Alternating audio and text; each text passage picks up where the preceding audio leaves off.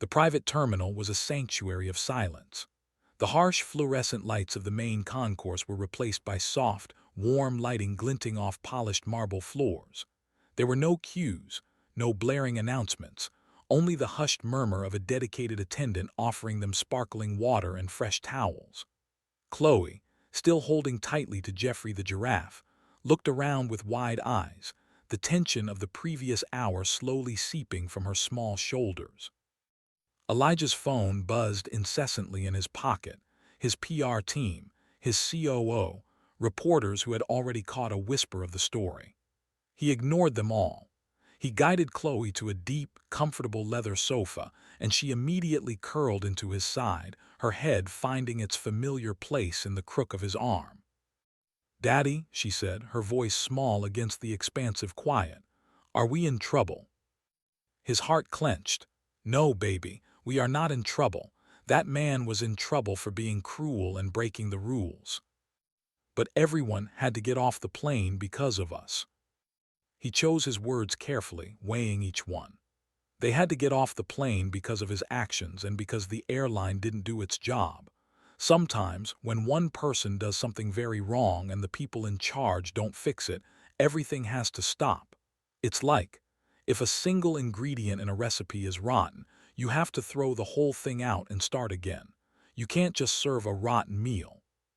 She was quiet for a moment, digesting this. So we were the good ingredient. He smiled, a tired but genuine smile.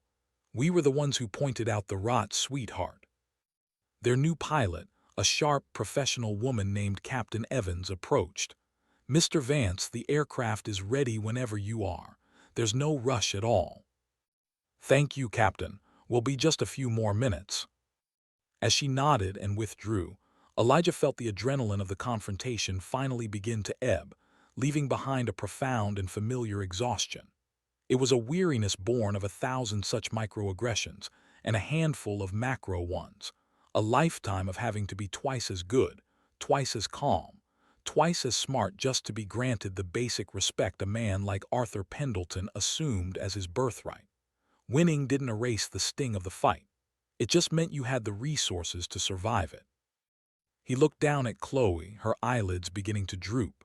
This was the hidden cost, the cost of having to explain hatred to a child who only understood love, the cost of seeing the world's ugliness reflected in her innocent eyes. He had built an empire to shield her from this, yet here it was, invading their first-class bubble. No amount of money could build a wall high enough. Meanwhile, in the main terminal, chaos reigned. Passengers from Flight 227 were clustered around customer service desks, their voices a cacophony of outrage and frustration. A young man with a laptop was already live streaming, his voice excited.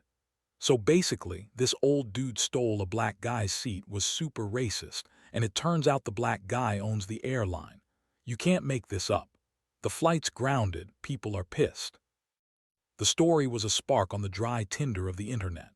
Plane boss, seat swap justice, and Vance started trending within minutes. The narrative was cinematic and satisfying, the arrogant racist instantly humbled by the very power he sought to diminish. Memes were born. Arthur's scowling face, captured by a quick-thinking passenger photoshopped next to Elijah's calm, powerful demeanor, with captions like "Find out phase" and "The receipts have been presented." But beneath the viral schadenfreude, a more serious discussion began to unfold. News outlets picked up the story, digging into Elijah Vance's background. The son of a teacher and a postal worker from Chicago's South Side, a scholarship kid who'd revolutionized data encryption and become one of the youngest black billionaires in history. They contrasted his quiet philanthropy with Arthur Pendleton's history, a retired mid-level executive from a manufacturing company, known for complaining about reverse racism at neighborhood meetings, a man whose entire identity was predicated on a status that was, in the grand scheme, mediocre. The class divide was laid bare, but it was inextricably linked to the racial one. Arthur felt entitled to Elijah's seat not because he was richer, he wasn't, but because, in his worldview, his whiteness conferred a natural authority. He was the historical default. Elijah was the anomaly who needed to be put in his place. The internet and soon the mainstream media dissected this very notion. Back in the private lounge, Elijah's head of security, a stoic man named Marcus, approached. "Sir, the press has the story. It's everywhere. Your PR team recommends a statement." Elijah sighed. He wanted none of this. He had never sought to be a symbol. He was just a father who wanted to sit in the seat he paid for, but he knew silence was no longer an option. His actions had spoken, and now his words had to give them context. Tell them to draft something. Focus on the principles, dignity, accountability, and the responsibility of corporations to protect all customers from discrimination. No mention of Mr. Pendleton by name. This isn't about vilifying one old man. It's about the system that enabled him. Understood, sir. As Marcus walked away, Chloe stirred. "Daddy, can we go home now? I want to see Buster." Buster was their golden retriever. "Yes, baby, we're going home right now." They walked out onto the tarmac, where a sleek private jet awaited its stares down like an invitation to peace. The flight to San Francisco was serene. Chloe fell asleep almost before takeoff, nestled under a soft blanket. Elijah stared out the window at the carpet of clouds below, but he wasn't seeing their beauty. He was seeing Arthur Pendleton's face, not in its final, defeated state, but in that first moment of arrogant dismissal. "You people." He thought about all the times he hadn't had the power to ground the plane. The times in college when campus security would randomly check his ID again and again. The times in luxury stores when clerks would subtly trail him, assuming he couldn't afford the merchandise. The business meetings where he was mistaken for the help. Each time he had swallowed the indignity, filed it away, and used it as fuel to climb higher, to build a fortress of wealth so impregnable that no one could ever look down on him again. And yet today had proven that the fortress had a moat, but the dragon still flew outside. The only difference was that now he had a trebuchet. When they landed in San Francisco, the world had fully caught up. His phone, which he finally checked as they drove home in the quiet comfort of his car, was a maelstrom of messages. There were statements from the airline, announcing a full internal review and a new, mandatory DEI initiative developed in consultation with Vance Innovations. There were interview requests from every major news network. There were messages of support from other Black leaders and entrepreneurs, saying, "Thank you for doing what so many of us wish we could." But there was also the backlash, the predictable comments on news articles. "So much for tolerance. The old man was rude, but this is an overreaction, using wealth to bully a senior citizen." This, too, was part of the script. The narrative of the aggressive Black man, now amplified by his power, punishing a frail white elder. They conveniently edited out the racism, the entitlement, the child witnessing it all. At home, as Buster wagged his entire body in joyous welcome and Chloe, rejuvenated, ran into the garden, Elijah's assistant handed him a printed email. It was from Arthur Pendleton's daughter. "Mr. Vance, my name is Eleanor Shaw. Arthur Pendleton is my father. I saw what happened on the news, and I am writing to you from a place of profound shame and humiliation. What my father did was unforgivable. The language he used, I have no excuse for him. He has always been a difficult, prejudiced man, and age has only hardened his worst qualities. I need you to know that his important meeting in San Francisco was with me. I haven't spoken to him in 3 years because of his toxic beliefs. He was flying out in a desperate, last-ditch effort to reconcile after my mother's passing. I had agreed to see him. Now, of course, that won't be happening. I'm not asking for your forgiveness on his behalf. He would not offer a genuine apology even if I forced him to. But I am apologizing to you for the pain he caused you and your daughter, and in a strange way I am thanking you. You have shown me in the most dramatic way possible that he has not changed, that the man who drove away his own family with his bitterness is the same man he has always been. You grounded his plane, but you also grounded me in my resolution. For that, I am grateful. I wish you and your beautiful daughter all the best. Sincerely, Eleanor Shaw. Elijah put the letter down. It was the final, tragic twist. Arthur's entitlement had not only cost him his dignity on a public stage, but had also shattered his last, fragile chance at redeeming his own family. The meeting he was so desperate to get to was a phantom. He was fighting for a seat on a plane to a reconciliation that his own actions had already doomed. The justice was poetic, and it left Elijah with a hollow feeling, not of victory, but of a profound, weary sadness. The following week, the story continued to dominate the cultural conversation. Elijah gave one brief, televised interview. He was calm, measured, and devastatingly clear. This wasn't about a seat, he said, looking directly into the camera. It was about a principle. It was about the daily, quiet violence of being told you are less than, that your comfort is negotiable, that your dignity is a commodity you should be willing to trade for the convenience of others.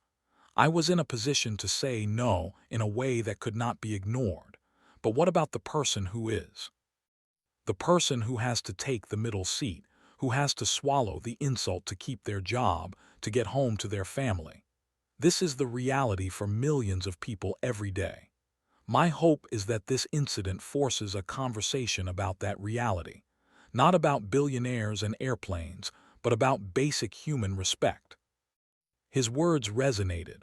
Company boards across the country nervously reviewed their customer service protocols. Diversity trainers used the incident as a case study. For a brief moment, the nation was talking about unconscious bias, entitlement, and the price of silence. A month later, life had settled into a new rhythm. Elijah was tucking Chloe into bed one night. She had been quiet for a while, and he thought she was asleep. "Daddy," her small voice pierced the darkness. "Yes, sweetheart. I'm glad you grounded the plane." "You are, why?" "Because," she said, her voice filled with the simple, unwavering logic of a child, "it was the right thing to do. And when you see something wrong, you have to stop it, even if it's hard." Tears pricked the corners of Elijah's eyes. In her words, he heard the echo of his own lesson, refined and purified by her innocence. She hadn't learned about power or billion-dollar stakes. She had learned about right and wrong. And in the end, that was the only thing that truly mattered. He kissed her forehead. "You're absolutely right, Chloe, you always stop it." He walked to the window of her room, looking out at the lights of the city glittering below. The fight was eternal. The Arthurs of the world would always be there, clinging to their fatting privilege. The systems would always need to be challenged. But he had not just grounded a plane, he had planted a seed in his daughter. A seed of resilience, of justice, of the unshakable conviction that her dignity was her own. The plane had been grounded, but in its place, something had taken flight. A lesson, a legacy, a small, fierce hope for a future where his daughter might one day book a seat and simply, without fanfare or fight, be allowed to sit in it. And that, he knew, was a destination worth everything.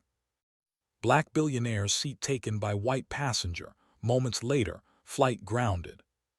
The air in the JFK terminal was a stale cocktail of recycled air, anxiety, and anticipation. For Elijah Vance, it was a familiar scent, the baseline aroma of a life perpetually in motion. At 48, he was a man who had carved his name into the granite face of American industry, a billionaire tech visionary who spoke in boardrooms and at international summits with the same quiet, unassailable authority. But here, in the bustling queue for Flight 227 to San Francisco, he was just a man trying to get home to his daughter. Beside him, her small hand trustingly enveloped in his, was Chloe. At 7 years old, she viewed the world with wide, inquisitive eyes that missed nothing. She was the center of his universe, the living, breathing reason behind every late night and every hard-fought deal. This trip to New York had been a whirlwind of business for him, but for her, it had been a magical tour of museums, Broadway shows, and ice cream sundaes that defied the laws of physics.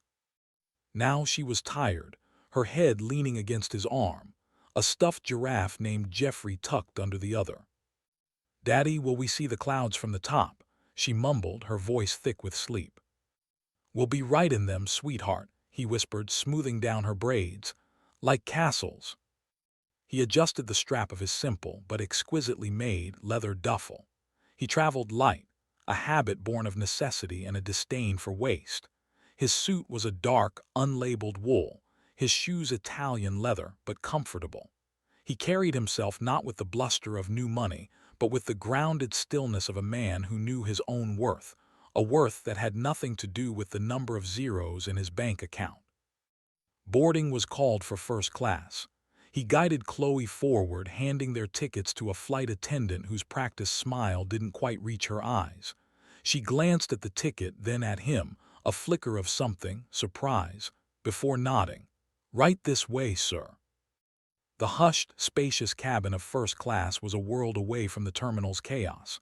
Plush seats that were like private islands, the gentle hum of privilege. He'd paid for this, not for the champagne or the extra legroom, but for the silence. For the guarantee that for 5 hours he could just be, without the weight of anyone's expectations or prejudices. It was a bubble he could afford, a fortress of solitude at 30,000 feet. His seat 2A was a window seat. He always booked the window for Chloe, who loved to watch the world shrink to a map. But as they approached the row, he stopped. A man was already seated in 2A. The man was elderly, probably in his late 70s, with a shock of white hair and a face lined with the grooves of a life lived with certainty. He was dressed in a slightly rumpled polo shirt and khakis, and he was already settled in, a newspaper open on his lap, a half-empty glass of whiskey on the console beside him. He didn't look like he belonged in first class, but he possessed an air of unshakable entitlement that seemed to radiate from him, claiming the space as his own. Elijah felt a familiar, cold stone settle in his stomach. He'd been here before. Not this exact seat, not this exact plane, but this exact moment. The moment where his presence, his right to be in a space of luxury, was challenged. "Excuse me, sir," Elijah said, his voice calm, low, a controlled bass note. The man looked up, his blue eyes sharp and slightly irritated at the interruption. "Yes. I believe you're in my seat." Elijah held up his boarding pass, the digital screen clearly displaying 2A. The man, Arthur Pendleton, didn't even glance at it. He offered a thin, dismissive smile. "Oh, I don't think so, son. I'm quite comfortable right here. I'm sure there's another seat somewhere." He said son, not with warmth, but with the condescending tone one might use for a misbehaving child or a service worker. The air in the cabin thickened. A few other passengers, well-heeled and mostly white, glanced over. Their looks were not of support, but of mild annoyance at the disruption. Elijah's jaw tightened almost imperceptibly. He could feel Chloe's small hand squeeze his. "Daddy," she whispered, her confusion a palpable thing. "This is my seat," Elijah repeated, his tone hardening slightly, the steel beneath the velvet beginning to show. 2A, the ticket is right here. Yours, I assume, is for another row." Arthur sighed, a theatrical sound of long-suffering. He made a show of pulling his own boarding pass from his pocket. "C. 3C, but my back, you understand. I have a terrible condition. I need the extra space this window seat provides. I'm sure a young man like you won't mind. Be a good fellow and take my seat." He thrust the crumpled pass towards Elijah. 3C was a middle seat in the second row of first class. Still a comfortable seat, but it was the principle. It was the arrogant assumption that his comfort, his age, his whiteness trumped Elijah's reservation, his payment, his very right to what was his. A flight attendant, a young woman named Sarah with a kind face, hurried over, sensing the tension. "Is everything all right here?" "This gentleman is in our seat," Elijah said, his eyes never leaving Arthur. "He's trying to take my seat," Arthur countered, his voice rising with a performative indignation. "I have a medical condition. I need this specific seat. Surely you can see that. He can sit in 3C, it's practically the same thing." Sarah looked flustered. Her training hadn't covered this specific brand of entrenched entitlement. She looked from the elderly white man, who had now adopted a pitiable expression, to the tall, silent black man and his watching daughter. "Sir," she said, turning to Elijah, her voice placating, "would it be such an inconvenience? It's just one row back. We'd be happy to offer you and your daughter complimentary drinks for the flight." Offer hung in the air, insulting in its inadequacy. It wasn't about the drinks. It was about being asked yet again to shrink himself, to accommodate a rudeness he would never dare to inflict, to swallow the bitter pill of injustice for the sake of a peaceful, easy life. He looked down at Chloe. Her big brown eyes were darting between him and the angry old man, trying to process the scene. He saw the first flicker of hurt in them, the dawning understanding that her daddy was being treated as less than. He would not let her see him bend, not this time. "No," Elijah said, the word final and absolute. "It would be an inconvenience. That is the seat I booked and paid for. That is the seat I will sit in. I will not be moved."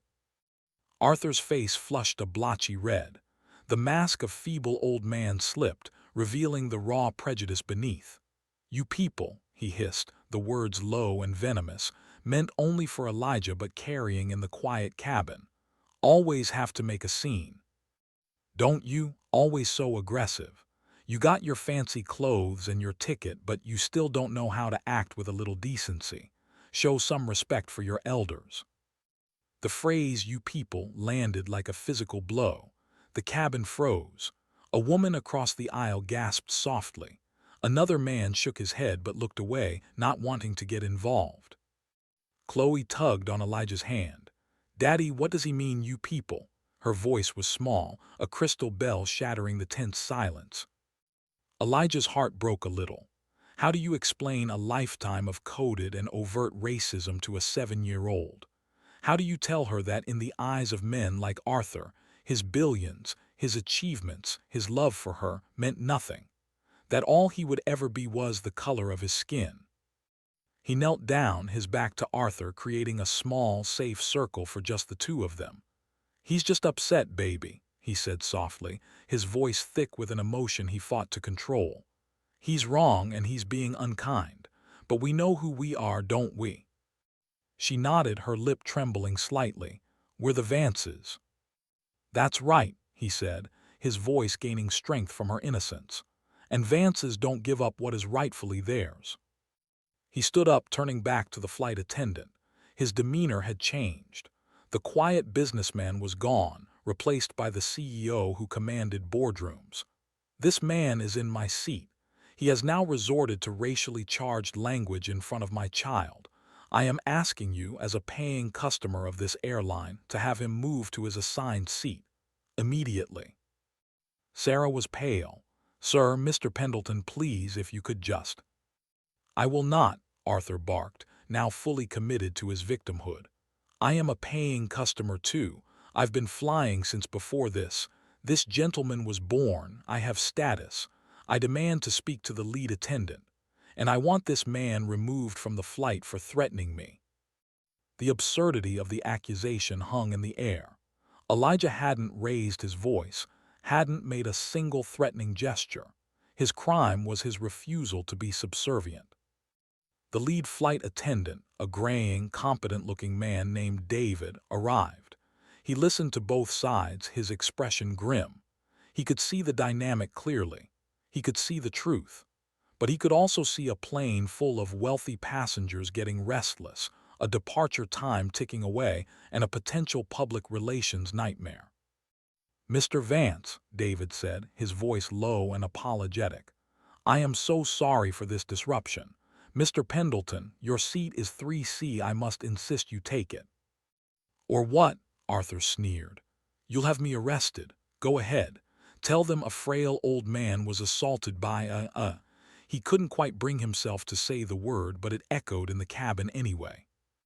Elijah saw the calculation in David's eyes, the path of least resistance. The easier solution was to placate the loud, belligerent white man, not the calm, dignified black one. It was a story as old as America itself. "Perhaps, Mr. Vance," David said, his voice strained, "for the sake of everyone and for your daughter, If you would just take the other seat, we can get this flight underway. We will, of course, refund the fare difference and offer you significant travel vouchers." It was the final insult. They were going to bribe him to accept the humiliation, to pay him to swallow his dignity so they could get on schedule. He looked around the cabin. The other passengers were staring at their phones, out the window, anywhere but at him. Their silence was a roar of complicity. In that moment, Elijah Vance made a decision. He was done playing by their rules. "No," he said, his voice quiet but carrying the weight of finality. "I will not be moving, and this flight is not going anywhere." A ripple of confusion went through the cabin. Arthur snorted. "And just how do you plan to stop it? You don't own the airline." A slow, cold smile touched Elijah's lips. It was a smile that didn't reach his eyes. It was the smile of a man holding 4 aces. "Don't I?" He reached into his duffel bag. The passengers watched, mesmerized. They expected him to pull out a phone to call a lawyer. Instead, he pulled out a slim, silver tablet. He tapped the screen a few times, his movements precise, deliberate. He then looked at David, the lead attendant. "My name is Elijah Vance. You might know my company, Vance Innovations. What you probably don't know is that for the last 18 months, my venture capital firm has been the primary, silent financial backer for this airline's parent company. We own a 42% controlling stake." The silence in the cabin was now absolute. You could hear the hum of the air conditioning, the distant whine of a baggage cart. Arthur's jaw went slack. The color drained from his face. "I am not just a passenger," Elijah continued, his voice dropping to a near whisper that everyone had to strain to hear. "I am, effectively, your boss's boss's boss. And this," he gestured around the cabin, "is my asset. And I do not tolerate racism, bigotry, or the humiliation of any person, least of all a child, on my assets." He turned the tablet around. On the screen was a live video call. A man in a sharp suit, looking frantic, was on the screen. David, the lead attendant, recognized him instantly. It was the airline's CEO, Robert Hansen. "Elijah, my God, what's going on?" Hansen's voice crackled through the tablet's speaker. "Robert," Elijah said, his tone conversational, as if they were discussing quarterly reports. "We have a situation on Flight 227. There is a passenger, an Arthur Pendleton in seat 3C, who is refusing to vacate my seat. 2A, he has used racially abusive language in front of my daughter. The cabin crew has, thus far, failed to resolve the situation appropriately, attempting to bribe me into accepting the discrimination. This reflects a profound failure in training and corporate ethics. As such, I am exercising my authority as majority stakeholder. This flight is grounded, immediately." The words landed one after another, like hammer blows. "Grounded." Gasps filled the cabin. A man of few rose back cursed. "You've got to be kidding me." On the tablet, the CEO was nodding, his face a mask of horror and urgency. "Of course, Elijah, immediately, it's done. David, are you there? You heard Mr. Vance. This flight is grounded. Return to the gate, now." David stood frozen for a second, then snapped into action. "Ladies and gentlemen, please return to your seats and fasten your seatbelts. We are returning to the gate." The announcement system crackled to life, echoing the order throughout the plane. A collective groan of disbelief and frustration rose from the economy cabin, unaware of the drama that had just unfolded at the front. But in first class, all eyes were on Elijah and Arthur. Arthur Pendleton looked like a deflated balloon. All the bluster, the entitlement, the performative fragility had vanished, leaving behind a shrunken, terrified old man. He was no longer confronting a fellow passenger. He was facing a power he could scarcely comprehend. The invisible architecture of privilege he had relied on his entire life had just crumbled beneath him, revealing the true power structure underneath, one where his whiteness was no longer a shield against consequence. You can't do this," he stammered, his voice weak. "It's already done," Elijah said, his voice devoid of triumph, only a cold, weary finality. He turned to Chloe, who was looking at him with a new kind of awe. The confusion was gone, replaced by a dawning, fierce pride. "But my meeting, the cost," Arthur sputtered, now realizing the practical, worldly repercussions. The meeting he was so desperate to get to, the self-importance that had justified his behavior, it was all evaporating. Elijah looked at him, and for the first time there was a flicker of something akin to pity in his eyes. "You were so concerned with your own comfort, your own schedule, that you believed you could trample on the dignity of another human being. You thought the rules didn't apply to you. Now you'll learn that they do. There is always a price, Mr. Pendleton. Today, you're paying it." The plane had reached the gate with a soft thud. The door hissed open. Standing there were two uniformed Port Authority officers and a woman in a severe business suit, the airline's head of customer relations for the airport. David approached Arthur. "Sir, you need to gather your belongings and disembark with these officers." "Am I being arrested?" Arthur whispered, his eyes wide with fear. "No, sir," the woman in the suit said, her voice crisp and professional. "But you are being banned for life from this airline.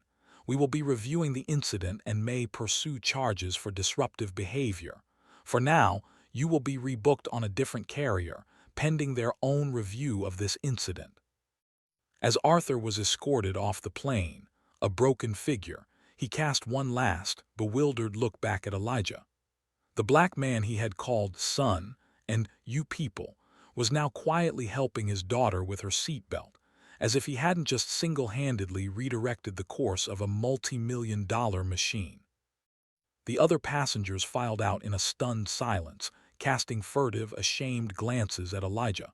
They had been complicit through their silence, and they knew it. Their comfort had been prioritized, and in doing so, they had endorsed a profound injustice. Now, their schedules were ruined too. The inconvenience they had sought to avoid by his compliance had found them anyway.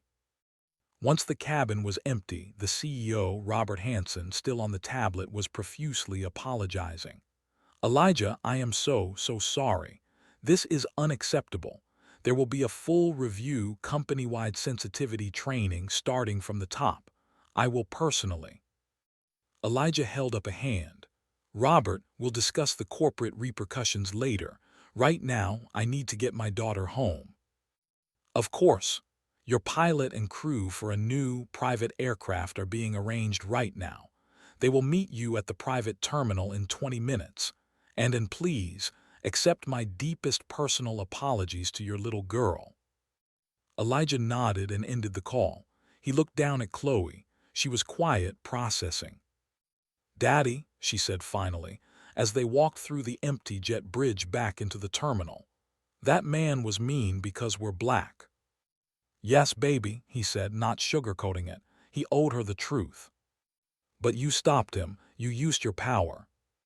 He stopped and knelt before her again, this time in the bright, impersonal light of the terminal. "Yes, I did, but it's not about the money, Chloe. It's not about being a billionaire.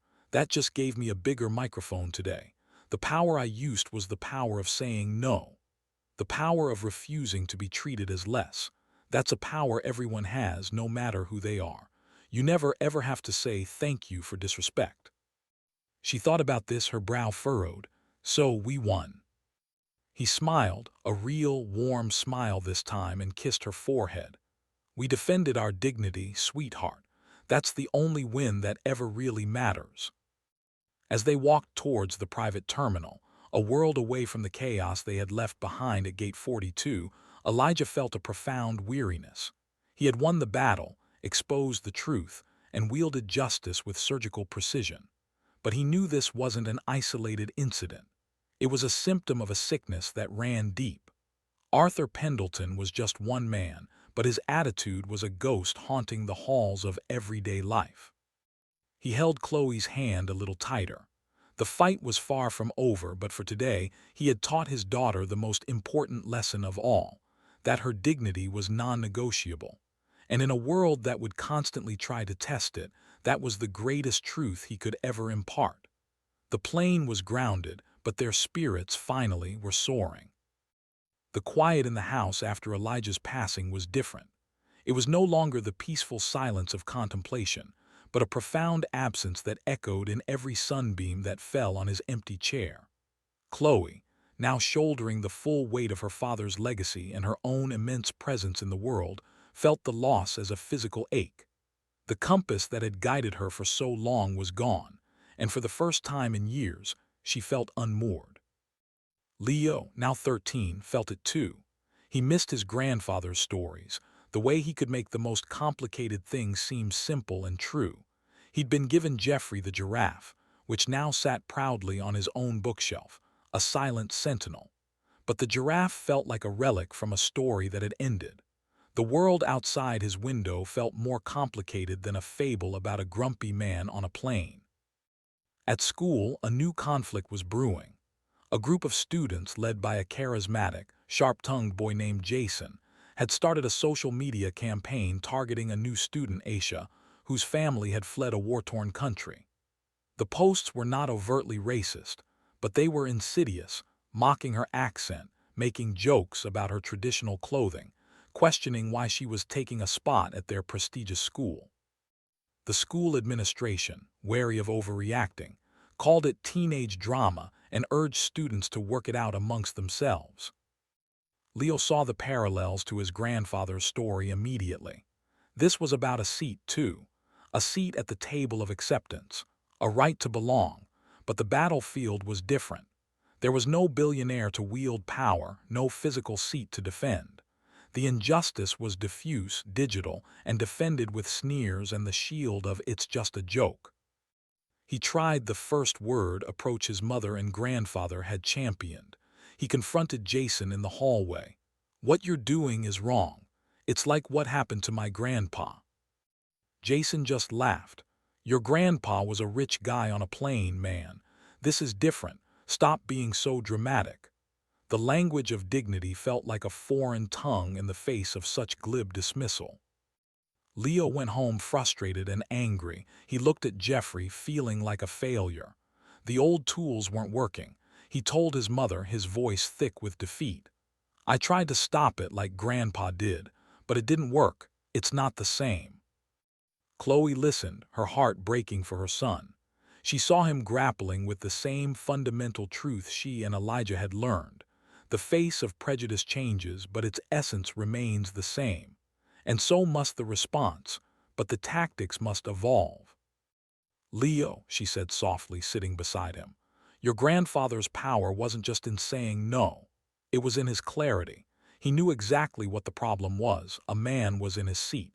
Your battlefield is murkier. The seat is Aisha's right to feel safe and respected. And Jason isn't just one man, he's the ringleader of an idea. To fight an idea, you need a better idea." That night Leo didn't sleep. He stared at the giraffe, thinking about what it meant to see a long way. His grandfather saw the corporate structure and used his place within it. What was his structure? His world was digital, social. The currency wasn't money, it was attention. The power wasn't in grounding a plane, it was in redirecting a narrative. He had an idea. It was risky, and it used the very tool that was being used to hurt Aisha. The next day, instead of confronting Jason again, Leo went to Aisha. He found her sitting alone in the library, looking at her phone with a resigned sadness. "I want to help," he said simply, "but I need your permission, and your help." He explained his plan. Aisha, after a moment of hesitation, a flicker of hope in her eyes, agreed. That weekend, Leo, a skilled video editor from his own YouTube channel, worked tirelessly. He didn't collect screenshots of the hateful posts. He didn't make a video attacking Jason. Instead, he and Aisha filmed something else. They filmed her mother making a traditional dish, the same one Jason had mocked. The camera lovingly focused on the vibrant spices, the skilled hands, the stories Aisha's mother told about the food being the taste of home, of resilience. They filmed Aisha teaching Leo a few words of her language, both of them laughing when he mispronounced them. They filmed her talking, not about the bullying, but about her dreams of being a doctor, of the books she loved, of her fear for her cousins still overseas. Leo wove it together with a voiceover. He didn't mention Jason once. He simply told Aisha's story. He ended the video with a picture of his grandfather and the quote Chloe had shared at the memorial. The real story is the one that happens every day in a million quiet ways when someone's dignity is treated as negotiable. Then he added his own words. Dignity is seeing the person, not the punchline. Pass it on. He posted it on his social media and tagged the school, the local newspaper, and a few community groups. Then he held his breath. The response was not instantaneous, but it was steady. The video was beautiful, human, and utterly disarming. It was the better idea. It didn't fight the negativity, it drowned it out with humanity. Students who had been silent bystanders started sharing it, adding messages of support.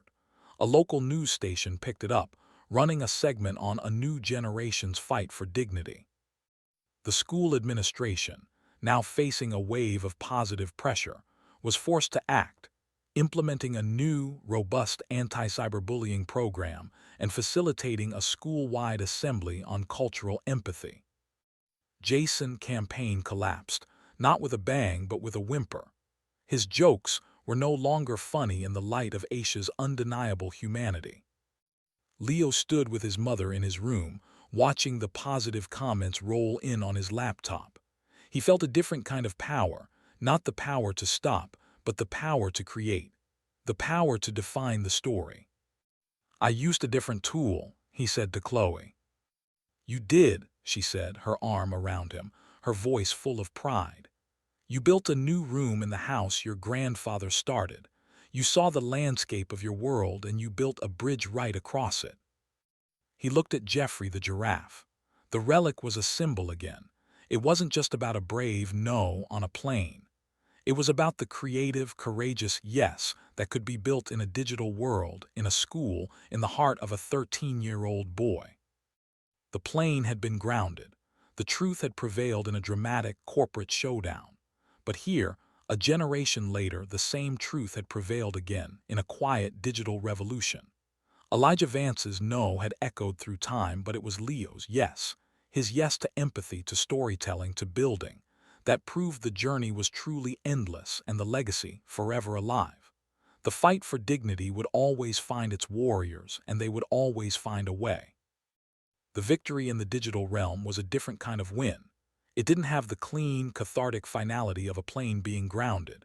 It was messy, ongoing, a daily practice. For Leo, now navigating the turbulent waters of high school, the lesson became his new normal. He wasn't the social justice warrior anymore. He was the guy who saw things differently. He and Aisha became unlikely but steadfast friends, their bond forged in the crucible of that online battle.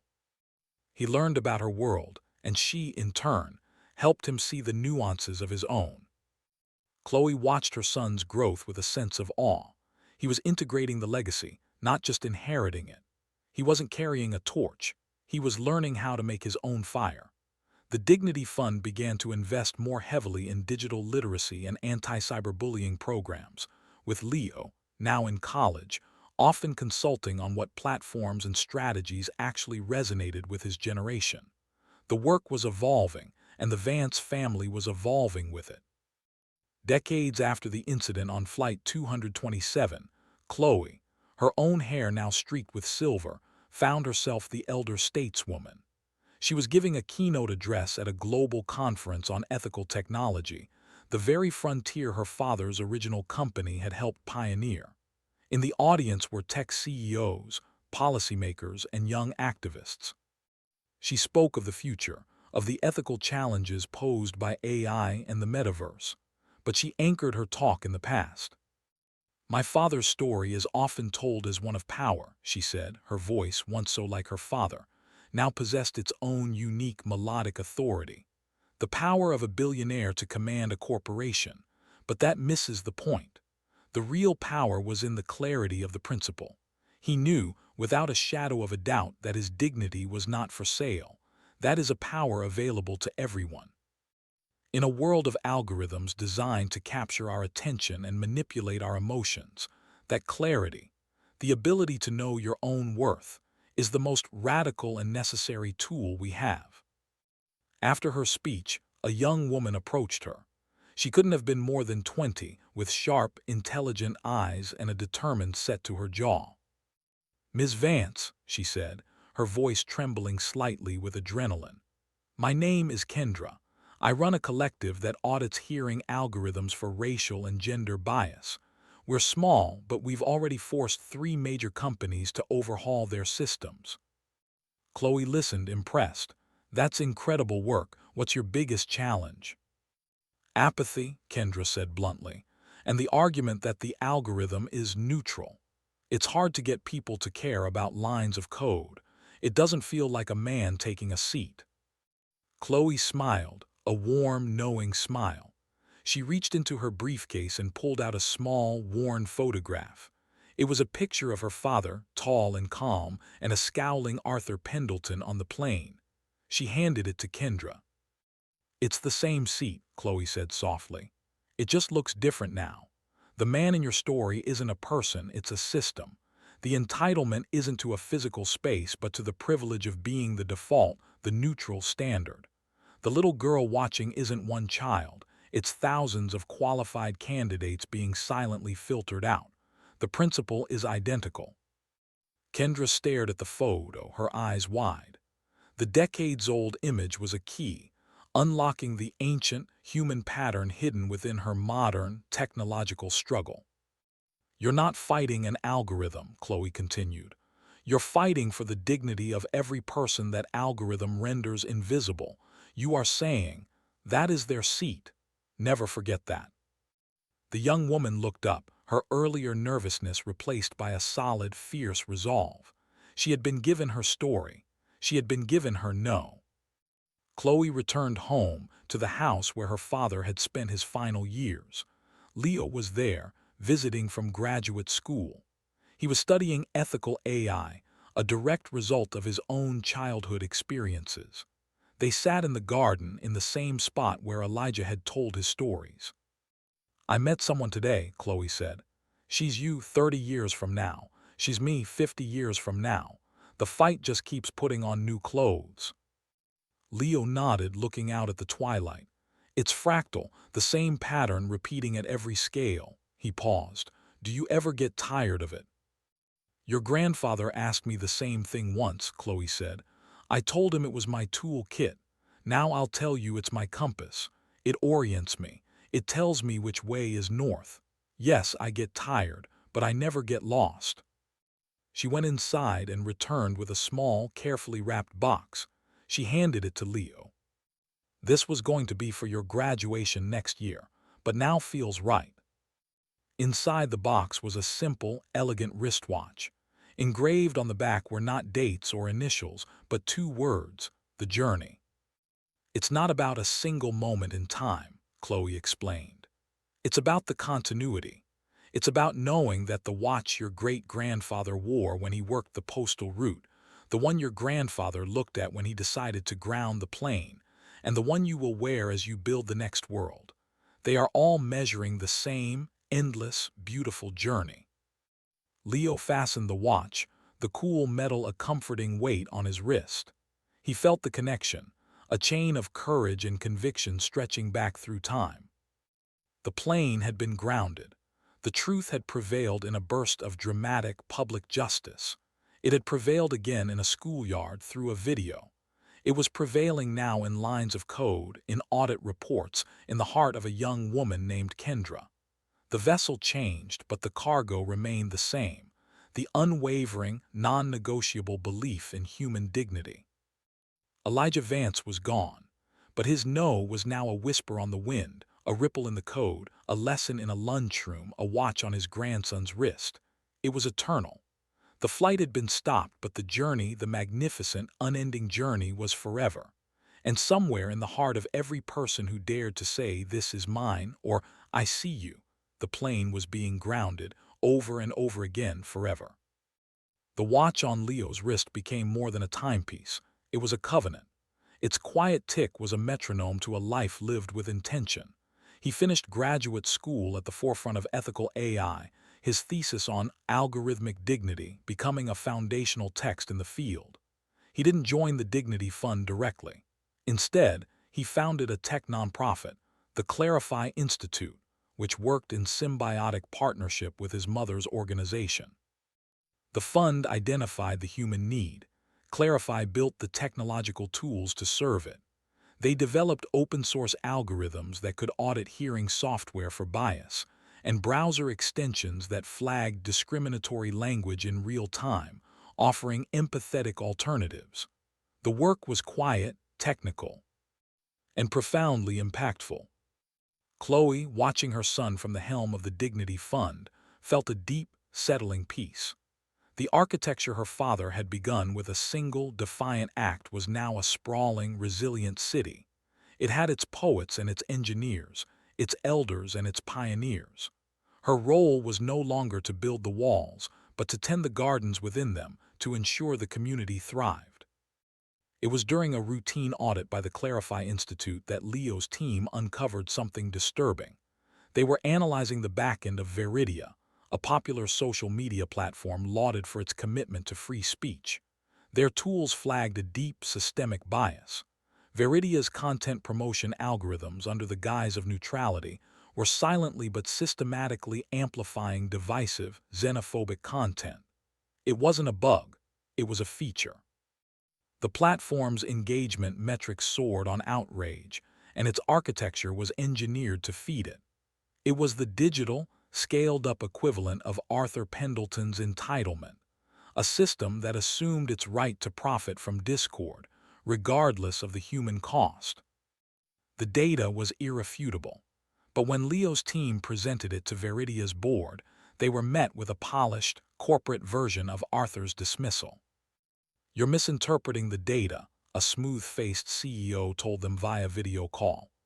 "Our algorithm reflects user behavior. It doesn't shape it. We're a mirror, not a maker. And frankly, this feels like an overreach by an advocacy group with a predetermined narrative." It was "you people" translated into the language of Silicon Valley. The principle was the same. Your truth is not our truth. Your dignity is less important than our ecosystem.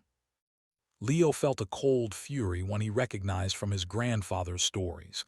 He knew what came next: the public confrontation, the threat, the leveraging of power, but he also knew that a direct attack would fail. Veridia was too big, too entrenched. They would paint him as a censor, a radical trying to break the mirror because he didn't like the reflection. He went to his mother, not for a solution, but for grounding. He found her in her office, the framed poster of the Dignity Detective hanging beside her degrees. "They're a mirror," Leo said, frustration edging his voice. "That's their defense. How do you fight a mirror?" Chloe listened, her hands steepled. She thought of her father, of the clarity of a single seat. This was 1,000,000 seats all at once. "You don't fight the mirror, Leo," she said calmly. "You change what it reflects. You don't prove their algorithm is biased. You make their bias a liability." The plan they conceived was not a confrontation but a subversion. It was the first word on a global scale. Using the Clarify Institute's deep understanding of Veridia's architecture, they didn't expose the algorithm. They used it. They launched a coordinated, meticulously planned campaign called The Human Feed.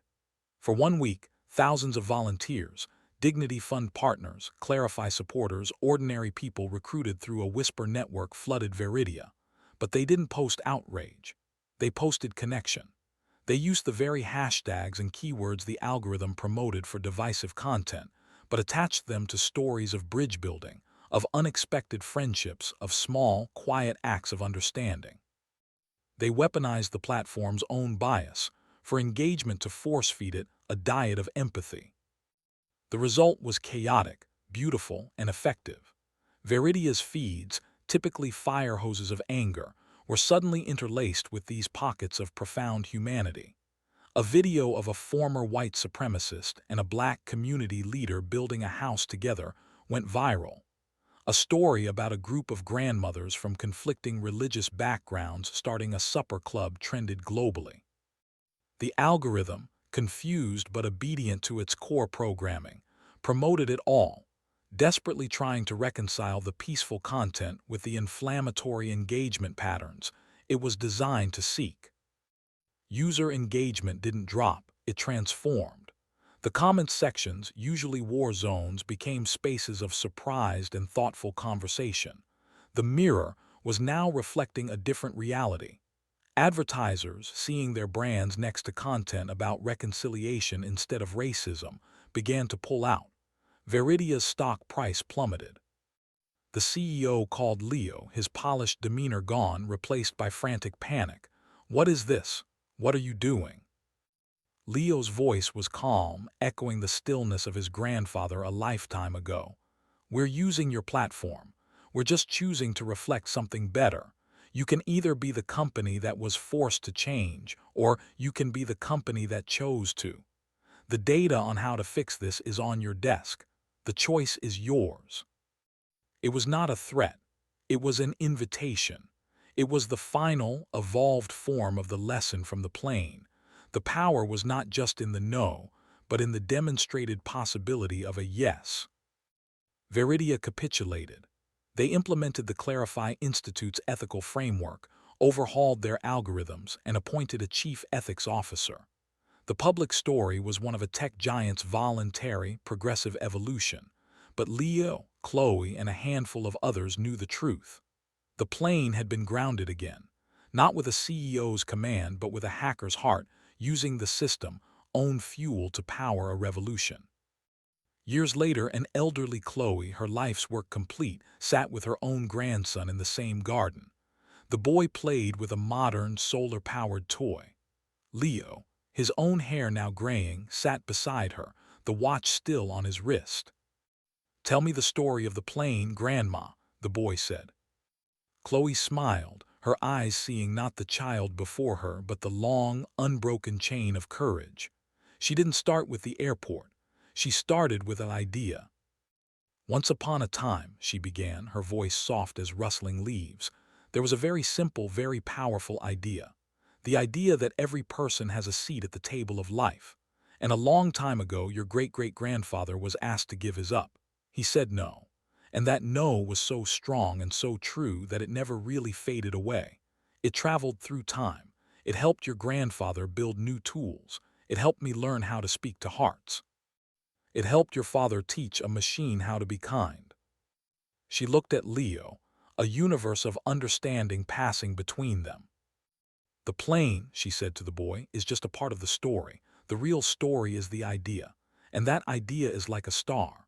The man who said no is gone, I will be gone. Your father will be gone, but the star remains. It's always there to guide you whenever someone tries to tell you that your seat or your friend's seat or a stranger's seat isn't theirs. Your job isn't to remember the plane. Your job is to look up, find the star, and never, ever let its light go out." The boy looked up, squinting at the first evening stars peppering the twilight sky. He didn't fully understand, but he felt the importance settle in his bones. The journey was endless. The vessel changed, from a physical seat to a digital identity, from a corporate boardroom to the architecture of code. But the cargo, the precious, indispensable cargo of human dignity, remained, passed like a sacred torch from one generation to the next, its flame eternally grounded in the unwavering belief that every single person has a right to their seat, and the world is forever being reshaped by those brave enough to defend it. The silence that followed Chloe's words was filled not with an ending but with a beginning. The young boy, Kaido, Leo's son, looked from the stars to his grandmother's face, then to his father's. He didn't see a history lesson. He saw a constellation of purpose, and he knew instinctively that he was a part of it. Years flowed like a river. Chloe passed, as Elijah had, surrounded by the love and legacy she had nurtured. The public mourning was immense, but the private grief was a seedbed for renewed commitment. Leo, now the elder, felt the weight of the stories he carried. The watch on his wrist was no longer just his, it was a chronicle. Kaido grew up in a world where the Dignity Fund and the Clarify Institute were established pillars of the global landscape. He understood his inheritance not as a preset path, but as a fundamental question. What is the next frontier of dignity? The battles of planes, schoolyards, and algorithms felt like chapters in a history book. He saw a new shadow looming, one more intimate and insidious than any before. It was the age of the embedded self. Neural interfaces, once the stuff of science fiction, were now consumer products. The Aura headset could augment reality, enhance memory, and facilitate telepathic-like communication. Its promise was a world without misunderstanding.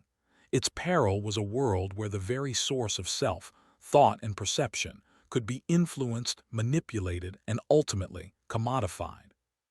Kaido, a brilliant and intuitive neuroethicist, saw the danger not in a biased algorithm, but in a biased reality.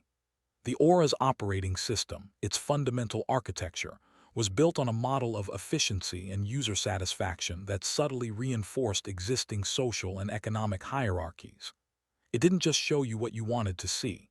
It gently steered what you thought, making certain ideas feel naturally right and others vaguely unpleasant. It was prejudice woven into the fabric of consciousness itself. His Arthur Pendleton was the Aura's visionary CEO, a man named Julian Finch, who spoke in the language of utopian connectivity. When Kaido's research team presented their findings, demonstrating how the Aura's